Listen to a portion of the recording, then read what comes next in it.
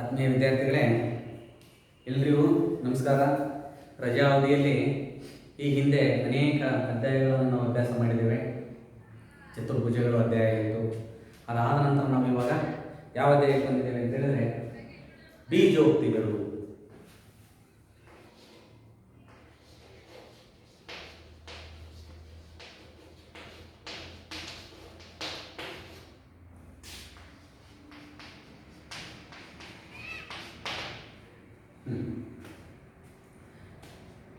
ಬೀಜೋಕ್ತಿಗಳು ಈ ಹಿಂದಿನ ಒಂದು ಅವಧಿಯಲ್ಲಿ ತರಗತಿಯಲ್ಲಿ ತಾವೆಲ್ಲರೂ ಕೂಡ ಅಭ್ಯಾಸ ಮಾಡಿದ್ರಿ.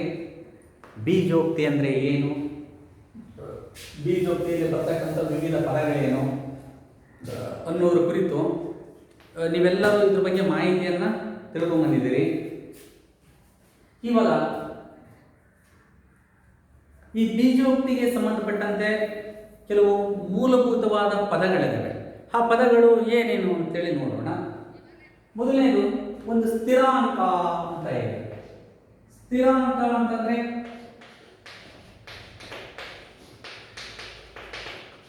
ಯಾವುದೇ ಒಂದು ನಿರ್ದಿಷ್ಟ ಬೆಲೆಯನ್ನು ಹೊಂದಿರುವ ಅಕ್ಷರ.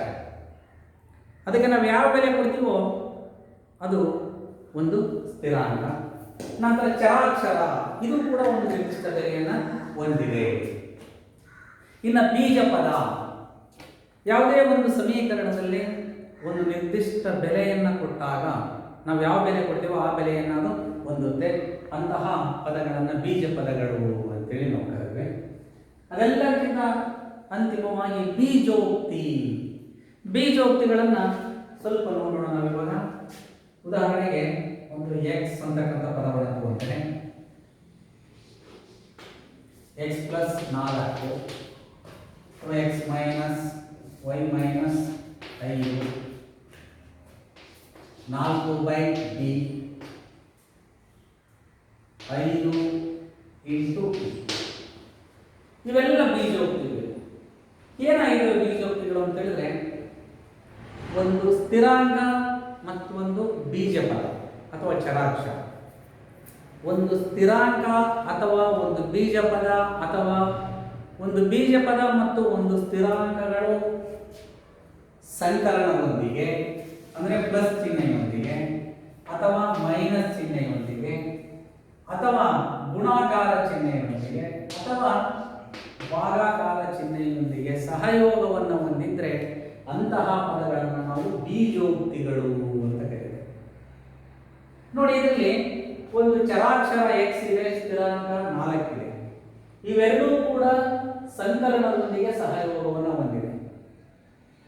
ಹೀಗೆ ಒಂದು ಚರಾಕ್ಷರ ಮತ್ತು ಒಂದು ಸ್ಥಿರಾಂಕಗಳು ಪ್ಲಸ್ನೊಂದಿಗೆ ಸಹಯೋಗ ಹೊಂದಿದ್ರೆ ಅದನ್ನು ಬೀಜೋಕ್ತಿ.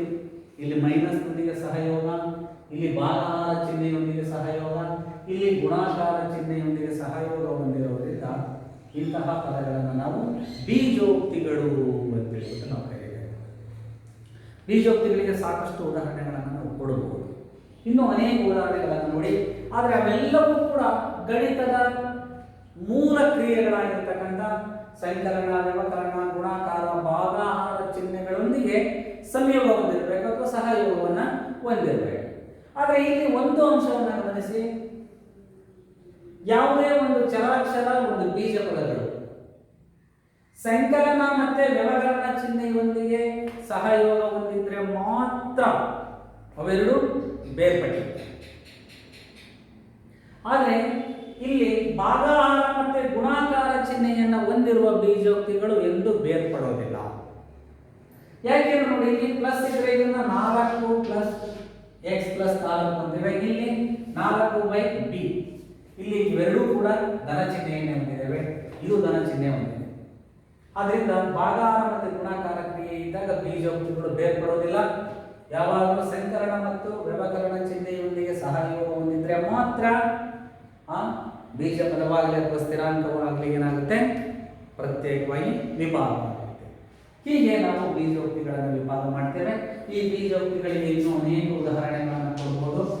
ನಾನು ಆವಾಗ ಹೇಳಿದೆ, ಒಂದು ಬೀಜ ಪದ ಯಾವಾದರೂ ಆಗಿರಲಿ y ಅಥವಾ ಒಂದು ಸ್ಥಿರಾಂಕ -5 ಅಥವಾ ಇವೆರಡರ ಒಂದಿಗೆ ಸಂಕಲನ ಕ್ರಿಯೆ ಪ್ಲಸ್ 5 ಆಗಿರ್ಬೋದು, ಅಥವಾ ವ್ಯವಕಲನ ಕ್ರಿಯೆ 5 ಆಗಿರ್ಬೋದು, ಅಥವಾ ಗುಣಾಕಾರ ಕ್ರಿಯೆ ಇರ್ಬೋದು, ಅಥವಾ ಭಾಗಹಾರ ಕ್ರಿಯೆ. ಇಲ್ಲಿ ನೋಡಿ ಇವೆಲ್ಲವೂ ಇದು ಕೇವಲ ಚರಾಕ್ಷರ ಆಗಿದೆ, ಇದು ಸ್ಥಿರಾಂಕ ಆಗಿದೆ, ಚರಾಕ್ಷರ ಸ್ಥಿರಾಂಕ, ಚರಾಕ್ಷರ ಸ್ಥಿರಾಂಕ ಹೀಗೆ ಇದ್ದಾವೆ. ಆದರೆ ಮೂಲ ಕ್ರಿಯೆಗಳನ್ನು ಹೊಂದಿರೋದ್ರಿಂದ ಇವೆರಡು ಬೇರ್ಪಡ್ತೇವೆ, ಇವೆರಡು ಕೂಡ ನಮಗೆ ಬೇರ್ಪಡಲಿಕ್ಕೆ ಸಾಧ್ಯತೆ ಇಲ್ಲ. ಹೀಗೆ ಬೀಜೋಕ್ತಿಗಳನ್ನು ಮುಂದೆ ನಾವು ವ್ಯಾಖ್ಯಾನಿಸ್ತೇವೆ. ಮತ್ತೊಮ್ಮೆ ಒಂದು ಬೀಜ ಪದ ಅಥವಾ ಒಂದು ಸ್ಥಿರಾಂಕ ಅಥವಾ ಬೀಜ ಪದ ಮತ್ತು ಸ್ಥಿರಾಂಕಗಳು ಸಂಕಲನ, ವ್ಯವಕಲನ, ಗುಣಾಕಾರ ಮತ್ತೆ ಭಾಗಾಹಾರ ಚಿಹ್ನೆಗಳೊಂದಿಗೆ ಸಹಯೋಗ ಹೊಂದಿದ್ರೆ ಅವುಗಳನ್ನು ನಾವು ಬೀಜೋಕ್ತಿಗಳು ಅಂತ ಹೇಳ್ಬಿಟ್ಟು ಮಕ್ಕಳೇ ಕರೀತೇವೆ. ಈಗ ಇದರಲ್ಲಿ ಸಾಕಷ್ಟು ಉದಾಹರಣೆಗಳನ್ನು ಕೊಟ್ಟಿದ್ದಾರೆ ನಿಮ್ಮ ಪಠ್ಯ ಪುಸ್ತಕದಲ್ಲಿ. ಈ ಉದಾಹರಣೆಯನ್ನು ನೋಡೋಣ.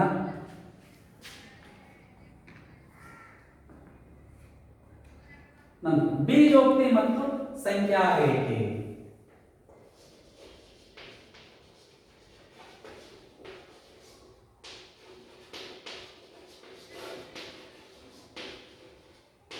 ಈ ಹಿಂದೆ ಅಂಕಗಣಿತದಲ್ಲಿ ನಾವು ಸಂಖ್ಯಾ ರೇಖೆಯ ಕುರಿತು ತಿಳ್ಕೊಂಡಿದ್ವಿ.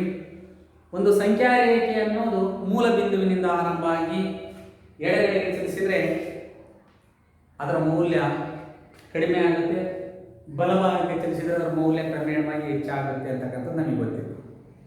ಹಾಗಾದರೆ ಬೀಜೋಕ್ತಿ ಮತ್ತು ಅದಕ್ಕೆ ಸಂಬಂಧಪಟ್ಟಂತ ಸಂಖ್ಯಾ ರೇಖೆಯನ್ನು ನೋಡೋಣ. ಇದಕ್ಕೆ ನಾವು ಹೇಗೆ ಸಂಖ್ಯಾ ರೇಖೆಯನ್ನು ರಚನೆ ಮಾಡ್ತೇವೆ ಅಂತಕ್ಕಂಥದ್ದನ್ನು ಇಲ್ಲಿ ಒಂದು ಉದಾಹರಣೆ ಸಹಿತ ನೋಡೋಣ. ಮೊದಲಿಗೆ ಕೊಟ್ಟಿದ್ದಾರೆ, ಈ ಹಿಂದೆ ತಗೊಂಡು ನಾವು x ಪ್ಲಸ್ 5 ಅಂತಕ್ಕಂಥದ್ದು ನೋಡಿ, x ಪ್ಲಸ್ 5. ಇಲ್ಲಿ ಒಂದು ಸಂಖ್ಯಾ ರೇಖೆಯನ್ನು ಹೀಗೆ ಬರೀತೇವೆ ನಾವು.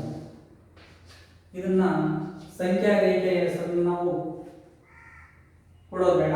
ನೋಡಿ, ಇಲ್ಲಿ 0ಯಿಂದ ಆರಂಭಿಸ್ತೇವೆ. 0ಯಿಂದ ಆರಂಭಿಸಿ ಬಲಭಾಗ ಚಲಿಸಿದ್ರೆ ಸಾಮಾನ್ಯವಾಗಿ x ಅಂತಕ್ಕಂಥದ್ದು ಎಲ್ಲೋ ಒಂದು ಬಿಂದುವಿನಲ್ಲಿದೆ, ಅದನ್ನ x ಅಂತ ಕರೆದಿದ್ದಾರೆ. ನಂತರ ಅದರ ಪಕ್ಕದಲ್ಲಿ p ಬಿಂದುವನ್ನು ಗುರುತು ಮಾಡಿದ್ದಾರೆ. 0ಯಿಂದ ಬಲಭಾಗಕ್ಕೆ ಚಲಿಸಿದರೆ ನಮಗೆ ಇದು ಒಂದು ಬೀಜಾಕ್ಷರ x ಇದೆ. ಈ x ನಿಂದ p ಯ ಮೌಲ್ಯ ಎಷ್ಟಿದೆ? 5. ಇವೆರಡನ್ನು ನಾವು ಕೂಡಿದ್ರೆ ಏನಾಗುತ್ತೆ? ನಮಗೆ x ಪ್ಲಸ್ 5. ಇಲ್ಲಿಂದ ಇಲ್ಲಿ x ಇದೆ ಪ್ಲಸ್ 5. ಹೀಗೆ ಸಂಖ್ಯಾ ರೇಖೆಯನ್ನು ವ್ಯವಸ್ಥೆ ಮಾಡ್ತೇವೆ. ಅದರ ನಂತರ ಇನ್ನೊಂದು ಇದೆ ಉದಾಹರಣೆ. ಇದರಲ್ಲಿ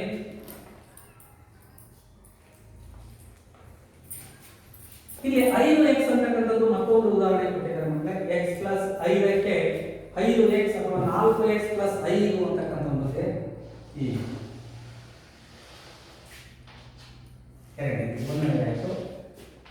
ಎರಡನೇದು 4x ಪ್ಲಸ್ 5. ಸೊ ಇಲ್ಲೇನು ಮಾಡಿದ್ವಿ?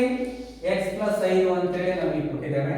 ಇಲ್ಲಿ ಒಂದು ನಿರ್ದಿಷ್ಟ ಸ್ಥಾನದಿಂದ ಆರಂಭಿಸಿಬಿಟ್ಟು 0ಯಿಂದ 1x 2x 3x 4x ನೋಡಿ, ಇಲ್ಲಿಂದ ಇಲ್ಲಿ 1x plus 2x plus 3x plus 4x plus ಎಷ್ಟಿದೆ ಮತ್ತೆ ಅದರ ಮುಂದೆ ನಮಗೆ 5 ಇಲ್ಲೆಲ್ಲ ಯಾವುದೋ ಚಿಹ್ನೆಯನ್ನು ಕೊಟ್ಬಿಟ್ಟು ಇದರಲ್ಲಿ x a b c x a b c ಇದನ್ನ p ಅಂತ ಕೊಟ್ಟಿದ್ದಾರೆ.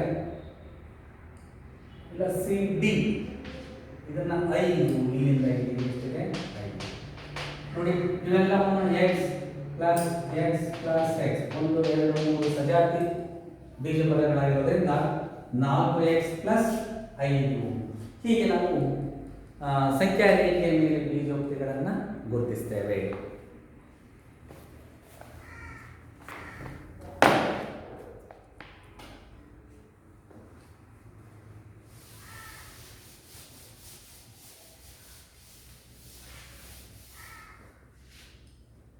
ಸಂಖ್ಯಾ ಸಹಗಮನ,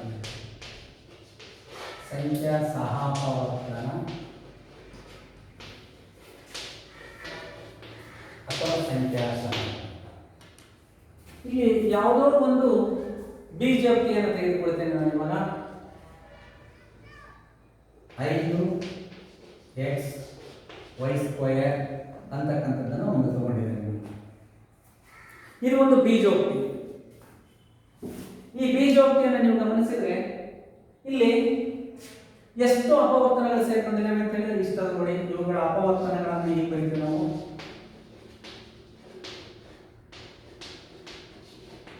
ಏನೇನಿದೆ? 5 ಇದೆ, x ಇದೆ, y ಇಷ್ಟು ಅಪವರ್ತನಗಳು ಇದರಲ್ಲಿವೆ ಅಲ್ವಾ? ಹಾಗಾದ್ರೆ ಇದರಲ್ಲಿ ಸಹಪವರ್ತನಗಳು ಅಂತ ಹೇಳಿದ್ರೆ ಪ್ರಮುಖವಾಗಿ ನಮಗೆ ಕೇಳೋದು ಯಾವುದು? ಸಂಖ್ಯಾ ಸಹಪವರ್ತನ ಅಂದ್ರೆ ಸಹಗುಣಕ, ಸಂಖ್ಯಾ ಸಹಗುಣಕ ಅಥವಾ ಸಂಖ್ಯಾ ಸಹಪವರ್ತನ. ಹಾಗಾದ್ರೆ ಇದರಲ್ಲಿರ್ತಕ್ಕಂಥ ಸಂಖ್ಯಾ ಸಹಗುಣಕ ಯಾವುದು? ಸಂಖ್ಯೆ ಅಂದ್ರೆ ಗೊತ್ತಿದೆ ನಮಗೆ, ಸ್ಥಿರಾಂಕ ಅಂತ. ಅದನ್ನ 5 ಅಂದ್ರೆ 5xy² ನಲ್ಲಿ ಸಂಖ್ಯಾ ಸಹಗುಣಕ ಎಷ್ಟಪ್ಪ ಅಂದ್ರೆ ಸಂಖ್ಯಾ ಸಹಗುಣಕ ಎಷ್ಟಿದೆ? 5. ಸುಲಭವಾಗಿ ಹೇಳ್ತಾರಲ್ವಾ? ಇನ್ನೊಂದು ಉದಾಹರಣೆ ತೆಗೆದುಕೊಳ್ಳಿ. ಎರಡನೇ ಉದಾಹರಣೆ -6p². ಇದರಲ್ಲಿ ಸಂಖ್ಯಾ ಸಹಗುಣಕ ಎಷ್ಟು ಮಕ್ಕಳೇ? ನೀವೇ ಹೇಳ್ಬಿಡ್ತೀರಲ್ಲ ಎಷ್ಟಿದೆ? ಇಲ್ಲಿ ಬೀಜ ಪದಗಳನ್ನು ಹೊರತುಪಡಿಸಿ ಇಲ್ಲಿ ಉಳಿದಿರ್ತಕ್ಕಂಥದ್ದು ಏನಿದೆ? ಸಹಗುಣಕ -6. ಹಾಗಾದ್ರೆ -6p²q ನಲ್ಲಿನ ಅಪವರ್ತನಗಳು ಯಾವ್ಯಾವು? -6p, p, q ಅಂತ ಬರೆಯುವುದು. ಮೂರನೇ ಉದಾಹರಣೆ 5p/q. ಇದರಲ್ಲಿ ಸಂಖ್ಯಾ ಸಹಗುಣಕ ಎಷ್ಟಿದೆ ಹೇಳ್ಬೋದಲ್ವಾ? ಯಾವ್ದಿದೆ? pq ನಲ್ಲಿ p ಎಷ್ಟಿದೆ? ಕೇವಲ. ಹಾಗಾದ್ರೆ ನಾವು ಇನ್ನು ಬೀಜೋಕ್ತಿಗಳನ್ನು ತೆಗೆದುಕೊಂಡಾಗ 4ನೇದು 2xy² + 3p ಅಂತ ಇದೆ. ಹಾಗಾದ್ರೆ ಸರ್ ಇದರಲ್ಲಿ ಯಾವ ಸರ್ ಸಂಖ್ಯಾ ಸಹಗುಣಕ? ಇದರಲ್ಲಿ 2 ಪದಗಳಿರೋದ್ರಿಂದ ಮಕ್ಕಳೇ ಮೊದಲು 2xy² ನಲ್ಲಿ ಸಂಖ್ಯಾ ಸಹಗುಣಕ ಎಷ್ಟಿದೆ? 2 ಇದೆ. ಎರಡನೇ ಪದ 3p ನಲ್ಲಿ ಸಂಖ್ಯಾ ಸಹಗುಣಕ ಎಷ್ಟಿದೆ? +3 ಇದೆ, +2 ಅಲ್ವಾ? ಆದ್ದರಿಂದ ಇದರ ಸಂಖ್ಯಾ ಸಹಗುಣಕ ಅಥವಾ ನೋಡಿ 2x² ಗೆ 2 ಮತ್ತು 3p ಗೆ +3 ಹೀಗೆ ಬರೀಬಹುದಲ್ಲ ವಿದ್ಯಾರ್ಥಿಗಳೇ? ಹೀಗೆ ಇಲ್ಲಿ ನಾವು 2 ಅಥವಾ 2ಕ್ಕಿಂತ ಹೆಚ್ಚಾದ ಪದಗಳನ್ನು ತೆಗೆದುಕೊಂಡಾಗ ಪ್ರತಿ ಪದದಲ್ಲಿನ ಒಂದು ಸಂಖ್ಯೆ ಏನಿದೆ, ಸ್ಥಿರಾಂಕ ಏನಿದೆ, ಆ ಸ್ಥಿರಾಂಕವನ್ನು ನಾವು ಬರೀಬೇಕು. ಇಂಥ ಉದಾಹರಣೆಗಳು ಮುಂದಿನ ಒಂದು ಅಭ್ಯಾಸದಲ್ಲಿ ನಮಗೆ ಬರುತ್ತವೆ. ಆವಾಗ ನಾವು ಅಭ್ಯಾಸ ಮಾಡೋಣ.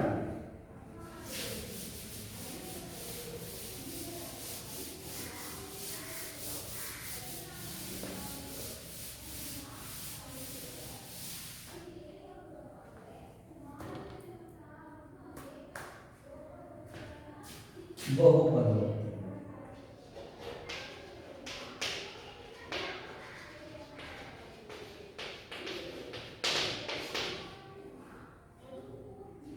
ಈ ಹಿಂದೆ ನಾವು ಏಕಪದ, ದ್ವಿಪದ, ತ್ರಿಪದ ಅಂತೇಳಿ ಪ್ರಾಥಮಿಕ ಶಾಲೆಯಲ್ಲಿ ಅಭ್ಯಾಸ ಮಾಡಿ ಬಂದಿದ್ದೇವೆ. ಇವೆಲ್ಲದರ ಮೂಲವೇ ಬಹುಪದೋಕ್ತಿ. ಬಹುಪದೋಕ್ತಿಗೆ ನಿರ್ದಿಷ್ಟವಾದ ವ್ಯಾಖ್ಯಾನ ನಮಗೆ ಬೇಕು.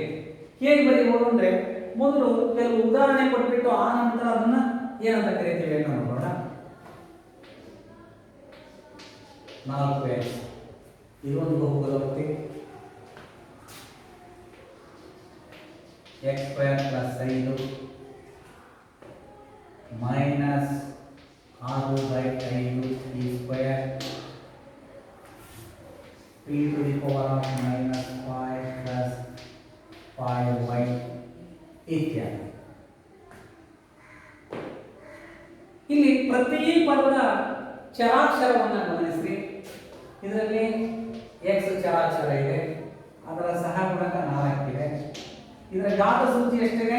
ಏನಿಲ್ಲ ಅಂದ್ರೂ 1 ಇದೆ. ಎರಡನೇದರಲ್ಲಿ ಬಂದ್ಬಿಡಿ ಚರಾಕ್ಷರ x ಇದೆ, ಇದರ ಘಾತ +2 ಇದೆ, ಇದರ ಸಹಗುಣಕ ಎಷ್ಟಿದೆ? 1 ಇದೆ. ಇಲ್ಲಿ ಬಂದ್ಬಿಡಿ ಸಹಗುಣಕ ಏನಿದೆ -6/5 ಇದೆ. ಇಲ್ಲಿ ಈ ಸ್ಕ್ವೇರ್ ಇದೆ 2 ಇದೆ. ಇಲ್ಲ ಇದು ಪ್ಲಸ್ ಮಾಡ್ಕೊಂಡಿದೆ. ಇಲ್ಲಿ ಬಂದ್ಬಿಡಿ ನೋಡಿ, ಇದರ ಘಾತ ಸೂಚಿ -5. ಯಾವುದೇ ಒಂದು ಬೀಜೋಕ್ತಿಯಲ್ಲಿ ಶೂನ್ಯವಲ್ಲದ ಸಹಗುಣಕ ಮತ್ತು ಋಣಾತ್ಮಕವಲ್ಲದ ಘಾತ ಸೂಚಿಯನ್ನು ಹೊಂದಿರುವ 2 ಅಥವಾ 2ಕ್ಕಿಂತ ಹೆಚ್ಚಾದ ಬೀಜೋಕ್ತಿಗಳನ್ನು ನಾವು ಬಹುಪದೋಕ್ತಿ ಅಂತೇಳಿ ಕರೆದುಕೊಳ್ಳುತ್ತೇವೆ. ಶೂನ್ಯವಲ್ಲದ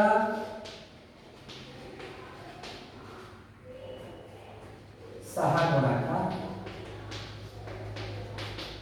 ಮತ್ತು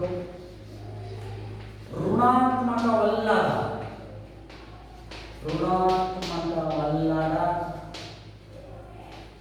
ಪೂರ್ಣಾಂಕ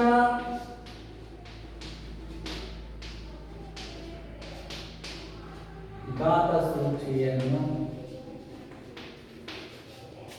ಹೊಂದಿರುವ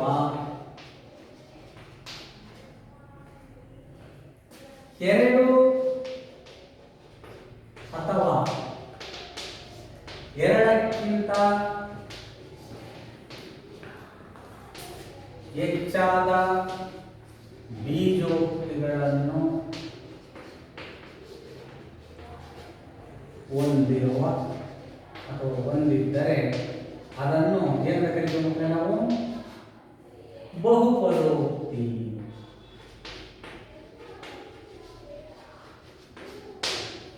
ಅಂದ್ರೆ ಏನಾಗಿರ್ಬೇಕು ಅಂದ್ರೆ, ಯಾವುದೇ ಒಂದು ಬೀಜೋಕ್ತಿ ಋಣಾತ್ಮಕವಲ್ಲದ ಸಹಗುಣಕವನ್ನು ಹೊಂದಿರಬೇಕು. ಅಂದ್ರೆ ಯಾವುದೇ ಶೂನ್ಯವಲ್ಲದ ಒಂದು, ನೋಡಿ ಇಲ್ಲಿ 6/5 ಇದೆ. ಇದರಲ್ಲಿ x ನ ಸಹಗುಣಕ ಎಷ್ಟಿದೆ? 4 ಇದೆ. ಇದರ ಘಾತ ಸೂಚಿ ಏನಿದೆ? ಋಣಾತ್ಮಕವಾಗಿಲ್ಲ, ಧನಾತ್ಮಕವಾಗಿದೆ. ಆದ್ದರಿಂದ 4x ಅನ್ನ ನಾವು ಒಂದು ಬಹುಪದೋಕ್ತಿ ಅಂತ ಕರೀತೇವೆ.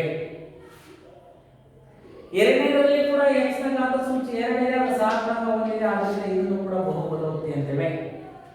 ಇಲ್ಲಿ ಬನ್ನಿ, ಶೂನ್ಯವಲ್ಲದ, ಶೂನ್ಯ ಆಗಿರಬಾರದು. ಇದು ಕೂಡ ನೋಡಿ p² ಇದೆ, ಇದರ ಸಹಗುಣಕ 6/5 ಇದೆ, ಅದರ ಘಾತ ಸೂಚಿ ಕೂಡ ಧನಾತ್ಮಕವಾಗಿದೆ. ಇದು ಕೂಡ ಬಹುಪದೋಕ್ತಿ.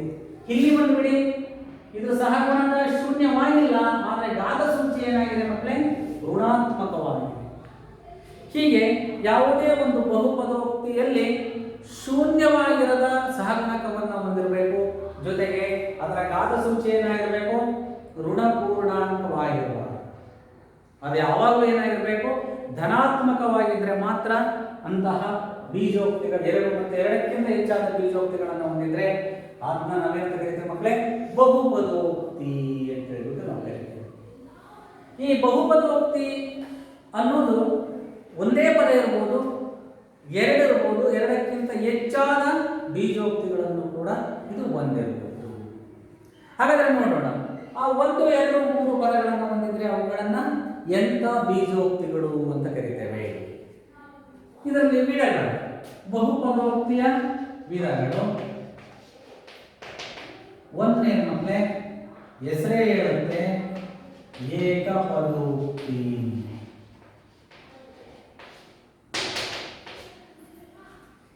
ಏಕ ಅಂದ್ರೆ ಎಷ್ಟು ನಿಮಗೆಲ್ಲ ಗೊತ್ತಿದೆ, ಮೋನೋ ಅಂತ ನಾವು ಇಂಗ್ಲಿಷ್ ಕರೀತೇವೆ. ಮೋನೋ ಅಂದ್ರೆ ಒಂದು, ಏಕ ಅಂದ್ರೆ ಒಂದು.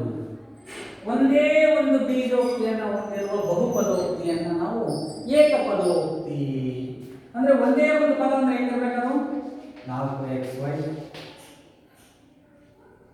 5 p² ಅಥವಾ -5 ಅಥವಾ +5 ಅಂತ ಅಂದ್ಬಿಡಿ. ಇದನ್ನ ಹೀಗೆ ಇತ್ಯಾದಿಗಳನ್ನ ನಾವೇನು ಕರೀತೀವಿ ಮಕ್ಕಳೇ? ಏಕಪದ. ಹಾಗಾದ್ರೆ ಇಲ್ಲಿ ನೀವು ಕೇಳೋದು ಸರ್, xy ಏಕಪದ ಅಂತ ಹೇಳಿದ್ರೆ ಚರಾಕ್ಷರಗಳು ಎಷ್ಟನ್ನ ಆಗಿರಲಿ ಅವೆಲ್ಲವೂ ಕೂಡ ನಮಗೇನಾಗಿರಬೇಕು ಅಂತ ಹೇಳಿದ್ರೆ ಧನ ಮತ್ತೆ ಋಣಾತ್ಮಕವಲ್ಲದ ಚಿಹ್ನೆಗಳನ್ನ ಹೊಂದಿರಬೇಕು. ಧನ ಮತ್ತು ಋಣವಲ್ಲದ ಚಿಹ್ನೆಗಳನ್ನ ಹೊಂದಿರಬೇಕು.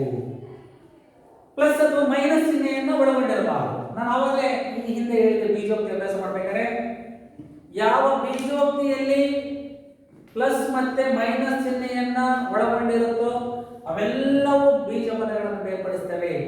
ಗುಣಾಕಾರ ಮತ್ತೆ ಭಾಗಾಕಾರ ಚಿಹ್ನೆಗಳು ಮಾತ್ರ ಏನಾಗ್ತವೆ ಮಕ್ಕಳೇ, ಅವು ಯಾವುದೇ ವಿಧವಾಗಿರ್ತಕ್ಕಂಥ ಬೀಜ ಪದಗಳನ್ನು ಬೇರ್ಪಡಿಸುವುದಿಲ್ಲ. ಇದನ್ನ ಮನಸ್ಸಲ್ಲಿ.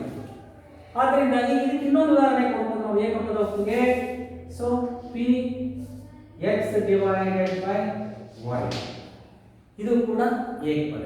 ಆದ್ದರಿಂದ ಒಂದೇ ಒಂದು ಪದವನ್ನ ಹೊಂದಿರುವ ಬಹುಪದೋಕ್ತಿಯನ್ನ ನಾವು ಏಕಪದೋಕ್ತಿ ಅಂತ ಹೇಳ್ಬಿಟ್ಟು ನಾವು ಹೇಳ್ತೀವಿ.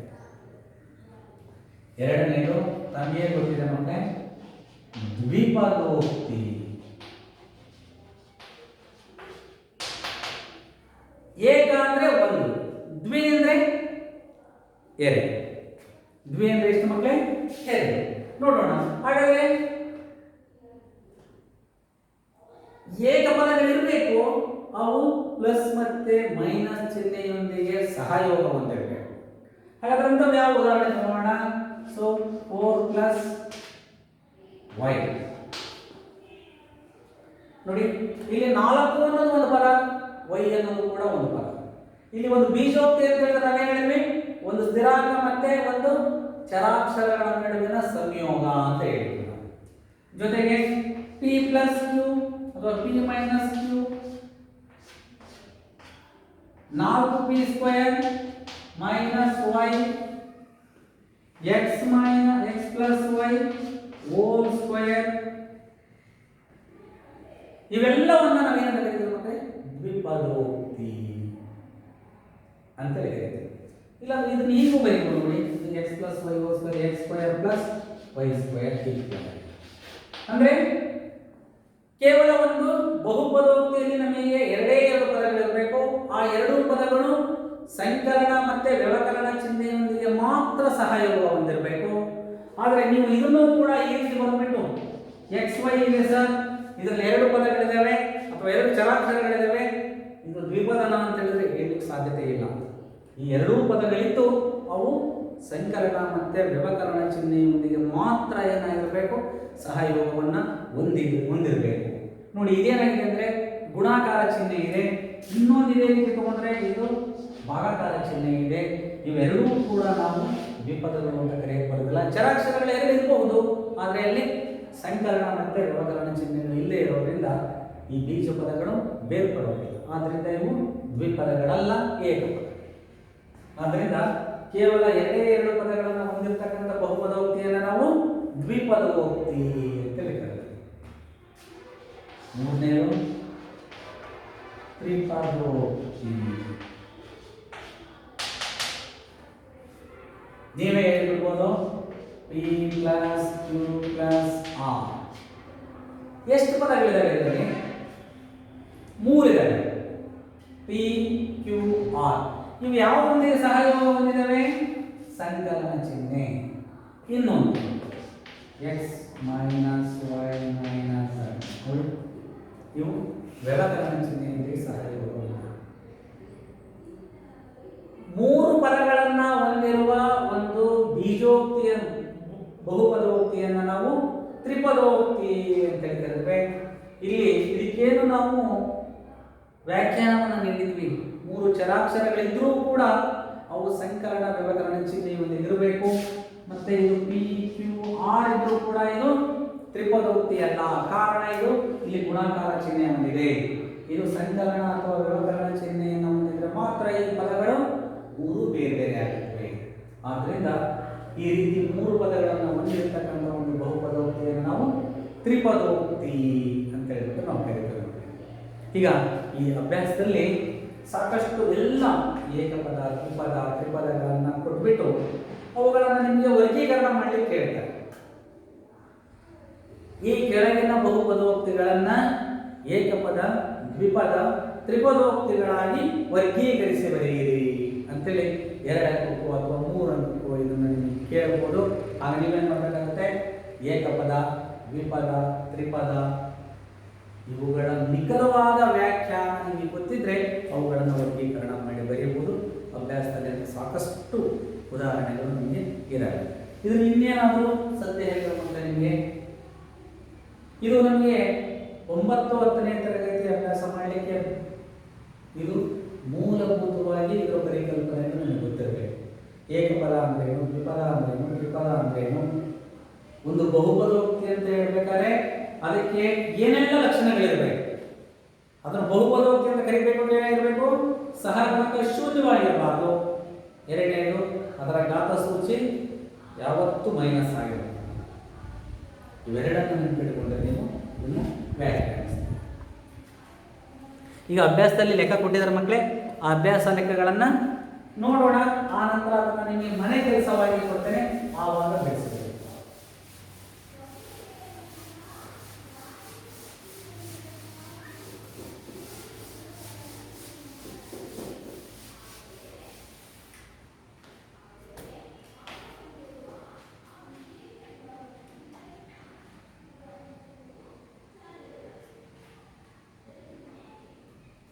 ಇಲ್ಲಿ ಕೊಟ್ಟಿದ್ದಾರೆ ಅಭ್ಯಾಸ 6.1ರಲ್ಲಿ ಮಕ್ಕಳೇ ನಿಮಗೆ ಈ ಕೆಳಗಿನ ಬಹುಪದೋಕ್ತಿಗಳನ್ನು ಏಕಪದೋಕ್ತಿ, ದ್ವಿಪದೋಕ್ತಿ, ತ್ರಿಪದೋಕ್ತಿಗಳಾಗಿ ವಿಂಗಡಿಸಿ ಈ ಮೂರು ಗುಂಪುಗಳಿಗೆ ಸೇರದ ಬಹುಪದೋಕ್ತಿಗಳು ಯಾವಾಗಲೂ ಇದ್ರೆ ಅದನ್ನು ಪ್ರತ್ಯೇಕ ಬರೀರಿ ಅಂತ ಕೊಟ್ಟಿದ್ದಾರೆ.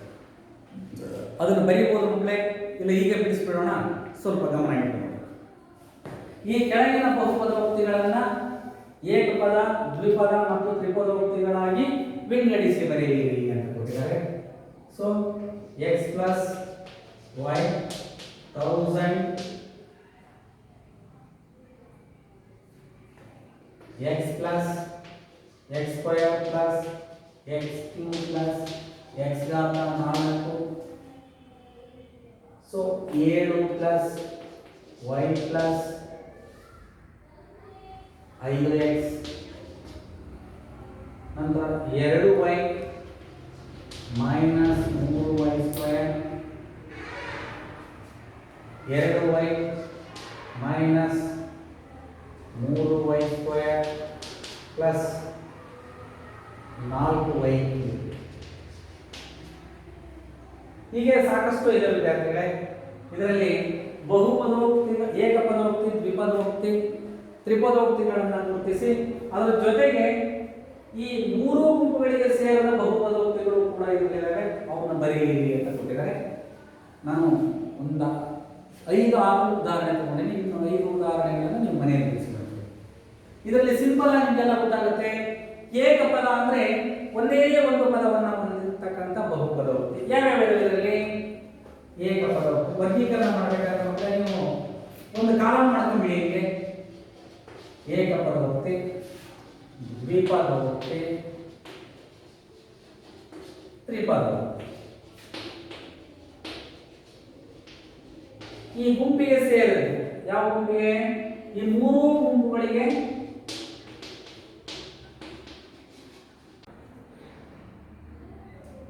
ಇದರಲ್ಲಿ ಏಕಪದಗಳು ಎಷ್ಟಿದೆ ಅಂತ ಹೇಳಿದ್ರೆ ನೀವು ನೋಡಿ 1000 ಇದೆ. ಒಂದೇ ಒಂದು ಪದ, ಒಂದೇ ಒಂದಿದೆ. ನಂತರ ದ್ವಿಪದಗಳಿಗೆ ಬನ್ನಿ, ಪ್ಲಸ್ ಚಿಹ್ನೆ ಇರಬೇಕು, ಸಹಯೋಗ ಹೊಂದಿರಬೇಕು. 2 ಪದಗಳು ಎಷ್ಟಿದೆ? x ಪ್ಲಸ್ y ಒಂದಿದೆ. ಮತ್ತೆ ನೋಡಿದ್ರೆ ಯಾವ್ದಿದೆ? ಇಲ್ಲೊಂದಿದೆ 2y ಮೈನಸ್ 3y ಸ್ಕ್ವೇರ್. ನಂತರ ಮತ್ತೆ ಯಾವ್ದಿದೆ ನೋಡಿ? ತ್ರಿಪದೋಕ್ತಿ ಇದೆ ನೋಡಿ. 3 ಪದಗಳು, 1 2 3 ಪದಗಳಿವೆ.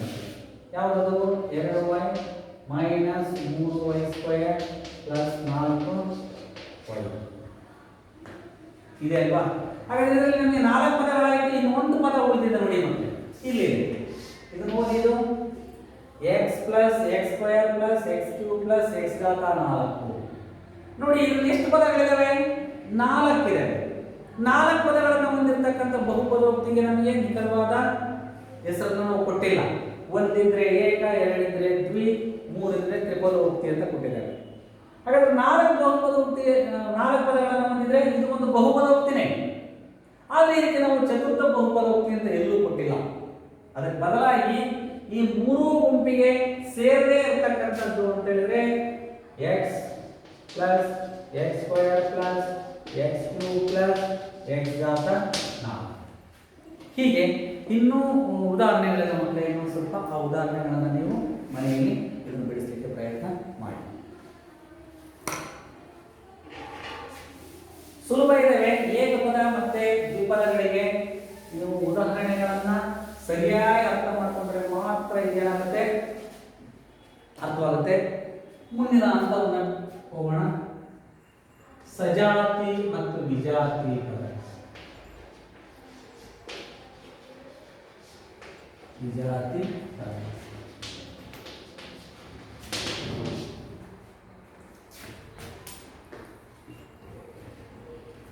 ಹೆಸರೇ ಇರುತ್ತೆ ಮಕ್ಕಳೇ. ಇದರಲ್ಲಿ 8ನೇ ತರಗತಿಯಲ್ಲಿ ನೀವು ಉದಾಹರಣೆ ಒಂದಿಗೆ ಒಂದು ಅಭ್ಯಾಸ ಮಾಡಬೇಕು. ಕೆಲವೊಂದು ಉದಾಹರಣೆಗಳನ್ನು ಬರೆದಿರ್ತೀನಿ, ಗಮನಿಸಿ. ಉದಾಹರಣೆ 1 x 2x 3x 4x.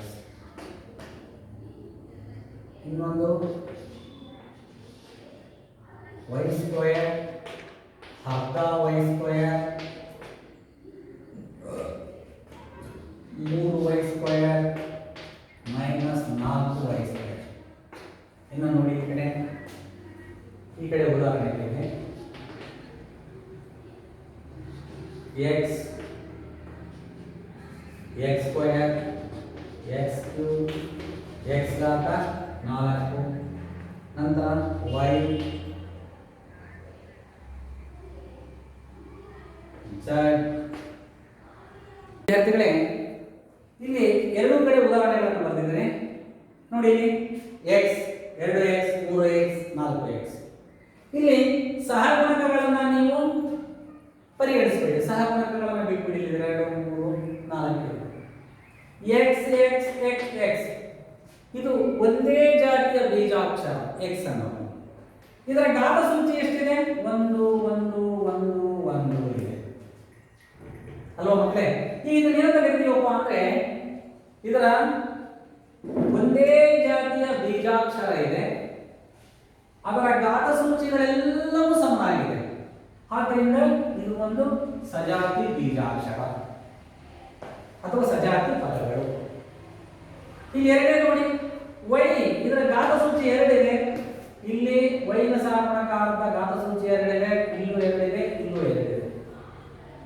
ಅಂದ್ರೆ ಇಲ್ಲೂ ಕೂಡ ಒಂದೇ ಜಾತಿಯ ಬೀಜಾಕ್ಷರಗಳಿದ್ದಾವೆ. ಅವುಗಳ ಸಹಗುಣಕಗಳು ಏನೇ ಆಗಿದ್ರು ಘಾತ ಸೂಚಿಗಳು ಒಂದೇ ಆಗಿದ್ದಾವೆ. ಆದ್ದರಿಂದ ಇದು ಕೂಡ ಸಜಾತಿಯ ಪದಗಳು. ಇಲ್ಲಿ ಬನ್ನಿ, ಇಲ್ಲಿ ಏನಾಗಿದೆ ನೋಡಿ, x square x cube x ಘಾತ 4. ಈ 4ರಲ್ಲೂ ಒಂದೇ ಜಾತಿಯ ಬೀಜಾಕ್ಷರಗಳು ಇದಾವೆ, ಆದರೆ ಅವುಗಳ ಘಾತ ಸೂಚಿ 1 2 3 4.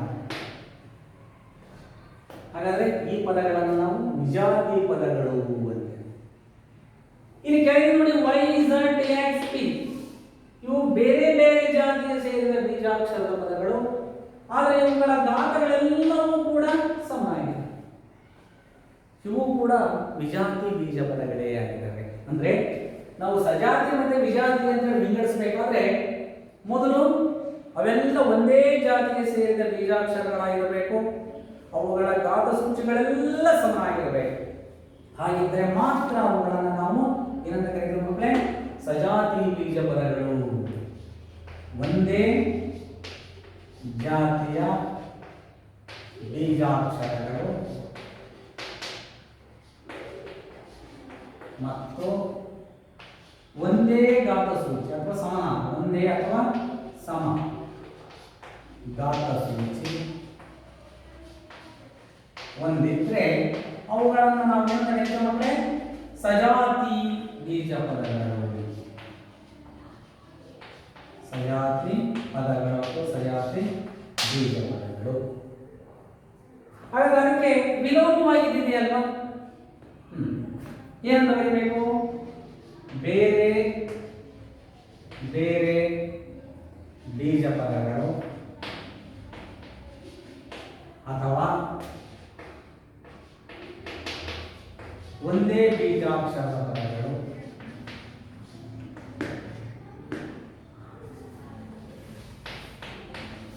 ಲಿಂಗ. ಬೇರೆ ಬೇರೆ ಜಾತಿಯ ಬೀಜ ಪದಗಳು ಮತ್ತು ಬೇರೆ ಬೇರೆ ಘಾತ ಸೂಚಿಗಳನ್ನು ಹೊಂದಿದ್ರೆ ಅವುಗಳನ್ನ ವಿಜಾತಿ ಪದಗಳು ಅಂತ ಕರೀತೇವೆ. ಒಂದೇ ಜಾತಿಯ ಬೀಜಾಕ್ಷರಗಳಿದ್ರು ಘಾತ ಸೂಚಿಗಳು ಬೇರೆ ಆಗಿದ್ದಾವೆ, ಘಾತ ಸೂಚಿಗಳು ಸಮನಾಗಿದ್ರು ವಿಜಾತಿ ಬೀಜಾಕ್ಷರಗಳಾಗಿದ್ದಾವೆ. ಆದ್ದರಿಂದ ಈ ಎರಡೂ ಗುಂಪನ್ನ ನಾವು ವಿಜಾತಿಯ ಬೀಜ ಪದಗಳು ಅಂತೇಳಿ ನಾವು ಕರೀತೇವೆ. ನಾವು ಮುಂದೆ ಬೀಜ ಪದಗಳ ಮೇಲೆ ಮೂಲ ಕ್ರಿಯೆಗಳನ್ನು ಮಾಡ್ತೇವೆ. ಸಂಕಲನ, ವ್ಯವಕರಣ, ಗುಣಾಕಾರ, ಭಾಗ. ಅದನ್ನು ಮಾಡಬೇಕಾದ್ರೆ ನಮಗೆ ಸಜಾತಿ ವಿಜಾತಿ ಪರಿಕಲ್ಪನೆ ಗೊತ್ತಿರಬೇಕು. ಸಜಾತಿ ಅಂದ ತಕ್ಷಣ ಚರಾಕ್ಷರಗಳು ಒಂದೇ ಆಗಿರಬೇಕು, ಮತ್ತೆ ಘಾತ ಸೂಚಿಗಳು ಕೂಡ ಒಂದೇ ಆಗಿದ್ರೆ ಮಾತ್ರ ಅವುಗಳನ್ನು ಒಂದೇ ಜಾತಿ ಬೀಜಾಕ್ಷರದ ಪದಗಳು ಅಥವಾ ಸಜಾತಿ ಪದಗಳು, ವಿಜಾತಿ ಪದಗಳು ಅಂತೇಳಿ ಹೇಳ್ತೇವೆ. ಈ ಅಭ್ಯಾಸ 6.1 ಕೂಡ ಒಂದು ಸಮಸ್ಯೆ ಇದೆ.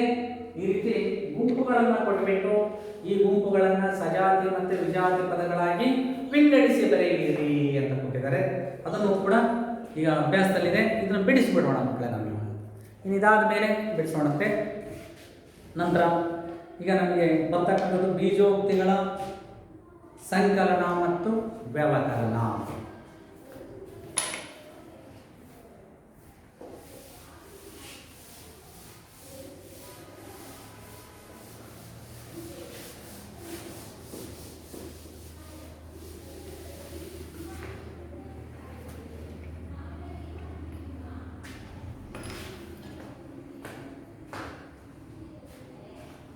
ಬೀಜೋಕ್ತಿಗಳ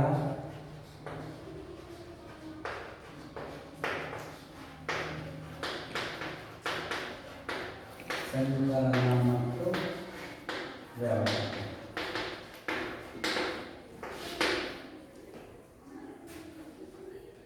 ಒಂದು ಉದಾಹರಣೆಯನ್ನು ತೆಗೆದುಕೊಂಡು ಪ್ರಾರಂಭ ಮಾಡೋಣ.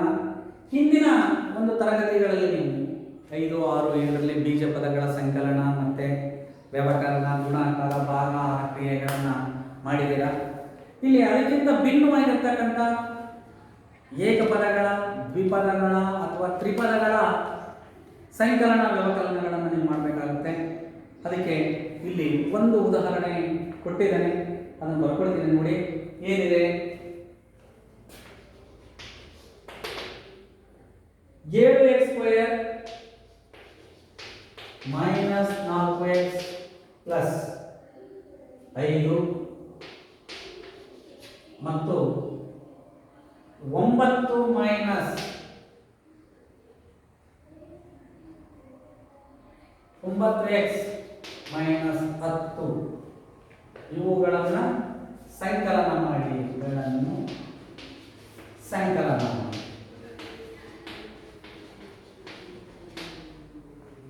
ವಿದ್ಯಾರ್ಥಿಗಳಿಗೆ ಸಂಕಲನ ಅಂದ್ರೆ ಏನು? ಕೂಡುವುದು ಅಥವಾ ಮೊತ್ತವನ್ನು ಕಂಡುಹಿಡಿಯಿರಿ ಅಂತನೂ ಇದನ್ನು ನಾವು ಕೇಳಬಹುದು.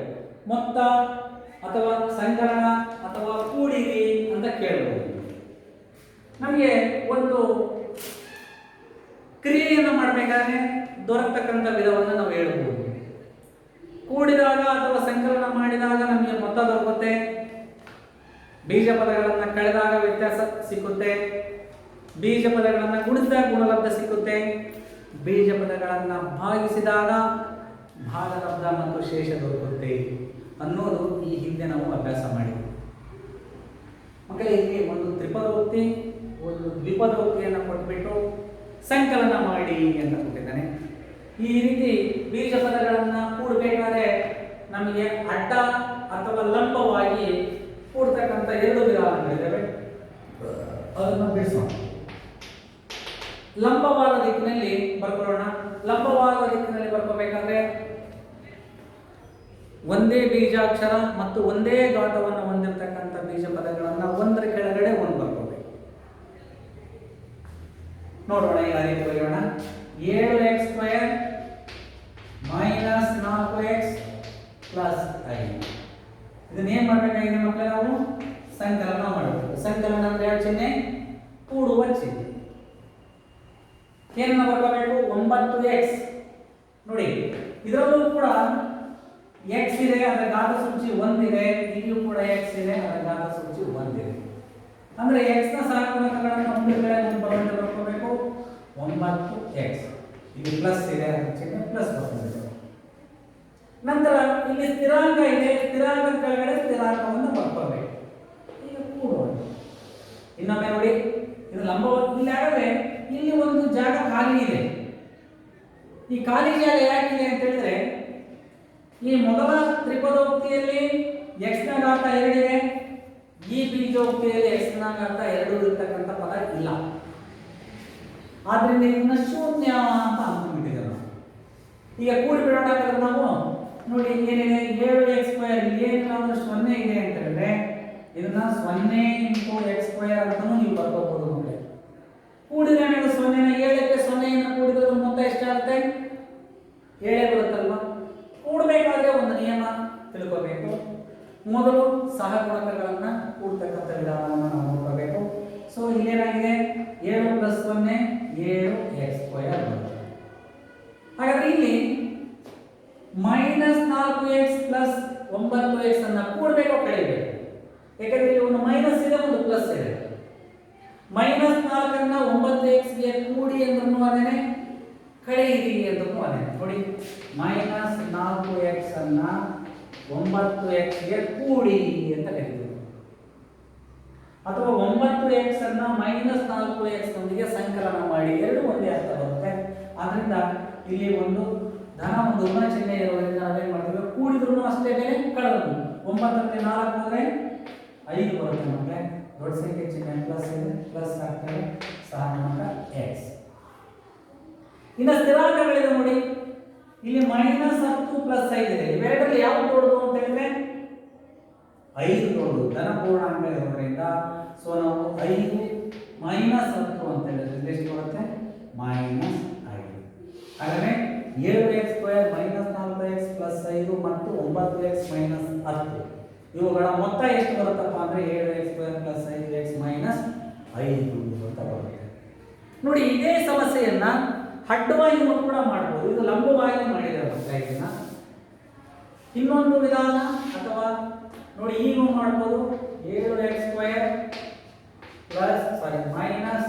-4x + 5. ಹಾಗಾದ್ರೆ ಅಡ್ಡವಾಗಿ ಮಾಡಬೇಕಾದ್ರೆ ಮೊದಲ ಪದಕ್ಕೆ ಎರಡನೇ ಪದವನ್ನು ಏನು ಮಾಡಬೇಕು, ಕೂಡಬೇಕು. ಕೂಡಿ 9x - 10. ಸೊ ಇದನ್ನು ಕೂಡಿದಾಗ ಸಜಾತಿ ಪದಗಳನ್ನು ಪಕ್ಕದಲ್ಲಿ ಬರ್ಕೊಳ್ತೇವೆ. ಸೊ 7x² ಒಂದೇ ಇದೆ, ಅದು ಬರ್ಕೊಂಡಿದ್ದೇವೆ. ಈ -4x + 9x ಇದೆ, -4x + 9x ಸ್ಥಿರಾಂಕಗಳಿದ್ದಾವೆ, +5 - 10. ನೋಡಿ ಎಡಭಾಗದಲ್ಲಿ ಈ ಪ್ರಶ್ನೆ ಹೀಗೆ ಇದೆ ಮಕ್ಕಳೇ. ಈಗ 7x² ನೋಡಿ ಇಲ್ಲಿ ಸಜಾತಿ ಪದಗಳಿದ್ದಾವೆ. 9x - 4x ಅಂತ ಇದ್ರೆ 9 ರಲ್ಲಿ 4 ಹೋದ್ರೆ 5x + 5x, 5 ರಲ್ಲಿ 10 ಹೋದ್ರೆ +-5. ಇಲ್ಲಿ ಕೂಡ ಅಷ್ಟೇ ಬರ್ತದೆ. 7x² + 5x - 5 ಏನಾಗಿದೆ ಅಂದ್ರೆ ಮಕ್ಕಳೇ, ಇದನ್ನ ಲಂಬವಾದ ದಿಕ್ಕಿನಲ್ಲಿ ಕೂಡಿದ್ದೇವೆ, ಇದನ್ನ ಅಡ್ಡ ದಿಕ್ಕಿನಲ್ಲಿ ನಾವು ಕೂಡಿದ್ದೇವೆ. ಯಾವ ರೀತಿ ಕೂಡಿದ್ರು ಮೊತ್ತ ಏನು ಮಕ್ಕಳೇ ಒಂದೇ ಬರುತ್ತೆ. ನೀವು ಎರಡೂ ವಿಧಾನಗಳನ್ನ ತಿಳ್ಕೋಬೇಕು. ಒಂದೊಂದನ್ನು ನಾವೇನ್ ಮಾಡ್ಬೋದು, ಇದನ್ನ ಲಾಜಿಕ್ ಮೆಥಡ್ ಅಲ್ಲಿ ನೇರವಾಗಿ ಸಹಗುಣಕಗಳನ್ನು ನೋಡಿ ಕೂಡಿ ಬಿಡ್ಬೋದು. ಅಥವಾ ಅಡ್ಡವಾದ ದಿಕ್ಕಿನಲ್ಲಿ ಮಾಡಿದ್ರೆ ಈ ಅಡ್ಡವಾದ ದಿಕ್ಕು ಯಾವುದು ಸೂಕ್ತವಾಗಿದೆ ಅಂದ್ರೆ ವ್ಯವಕಲನವನ್ನು ಮಾಡಲಿಕ್ಕೆ ಸೂಕ್ತವಾಗಿರುತ್ತೆ. ಆ ವ್ಯವಕಲನ ಸೂಕ್ತವಾಗಿರೋದ್ರಿಂದ ಇದನ್ನ ಅಡ್ಡ ನಾವು ವ್ಯವಕಲನವನ್ನ ಮಾಡೋದು ಹೆಚ್ಚು ತಪ್ಪಿಲ್ಲದಂತೆ ಮಾಡಬಹುದು. ಇನ್ನೊಂದು ಉದಾಹರಣೆ ತೆಗೆದುಕೊಳ್ತೀನಿ ಮಕ್ಕಳೇ, ಸ್ವಲ್ಪ ಅದು ದೊಡ್ಡದಾಗಿದೆ ಸಮಸ್ಯೆ, ಇದೊಂದು ಬಿಡಿಸಿ.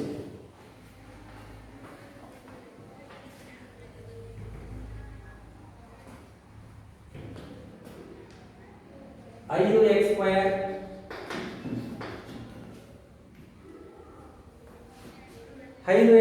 -4y² ಪ್ಲಸ್ 6y -3 ಅನ್ನು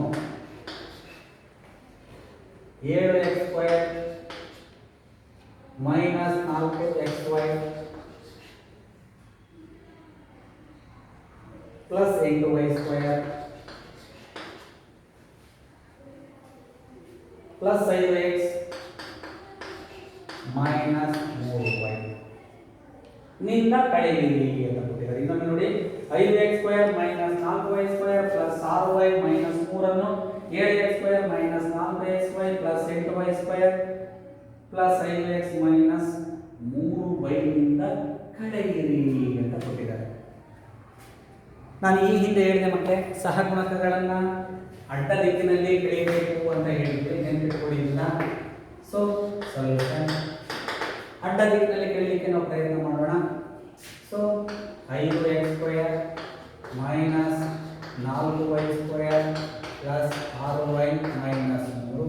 ಇದರಲ್ಲಿ 7x² ಇದೆ, 5x² ಕೆಳಗಡೆ 7x² ಅನ್ನು ಬರೆಯಿರಿ. ಮೈನಸ್ 4xy ಇದೆ, ಅದನ್ನು ಪ್ರತ್ಯೇಕ ಬರೆಯೋಣ. 8y² ಇದೆ, ಮೈನಸ್ 8y² ಅನ್ನು ಬರೆಯಿರಿ.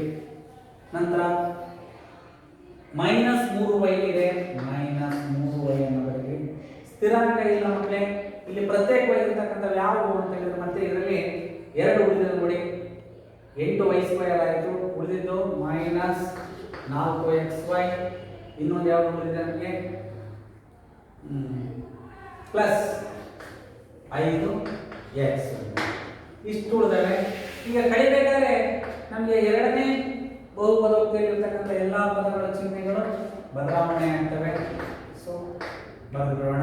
7x² ಅಲ್ಲಿ 5x² ಅಲ್ಲಿ 7x² ಹೋಗೋದ್ರೆ ಏನಾಗುತ್ತೆ, ಇದು ಮೈನಸ್ ಆಗುತ್ತಲ್ವಾ, ಮೈನಸ್ 2x². ಇದು ಪ್ಲಸ್ 8 ಮೈನಸ್ 4 ಹೋದ್ರೆ ಪ್ಲಸ್ 4y². ಇದು ಪ್ಲಸ್ 6y ಪ್ಲಸ್ 3y ಅಂತಂದ್ರೆ ಪ್ಲಸ್ 9y. ನಂತರ ಮೈನಸ್ 4x² ಮೈನಸ್ 5x ಅಂದರೆ ಮೈನಸ್ 3 ವ್ಯತ್ಯಾಸ ಸಿಗುತ್ತೆ. ಹೀಗೆ ನಾವು ಮತ್ತೆ ಬಹುಪದೋಕ್ತಿಗಳನ್ನು ಕೊಟ್ಟಾಗ ಅವುಗಳನ್ನು ಈಗ ಕಳಿಬೋದು. ಇನ್ನು ನಾವು ಮುಂದಿನ ಅವಧಿಯಲ್ಲಿ ಗುಣಾಕಾರ ಮತ್ತು ಭಾಗಾಕಾರಕ್ಕೆ ಸಂಬಂಧಪಟ್ಟಂತೆ ಆ ಸಮಸ್ಯೆಗಳನ್ನು ಬಿಡಿಸಲಿಕ್ಕೆ ಪ್ರಯತ್ನ ಮಾಡೋಣ. ಆ ಅಭ್ಯಾಸದ ಸಮಸ್ಯೆಗಳಿದ್ದಾವೆ, ನೀವು ಬಿಡಿಸ್ಕೊಂಡು ಬನ್ನಿ.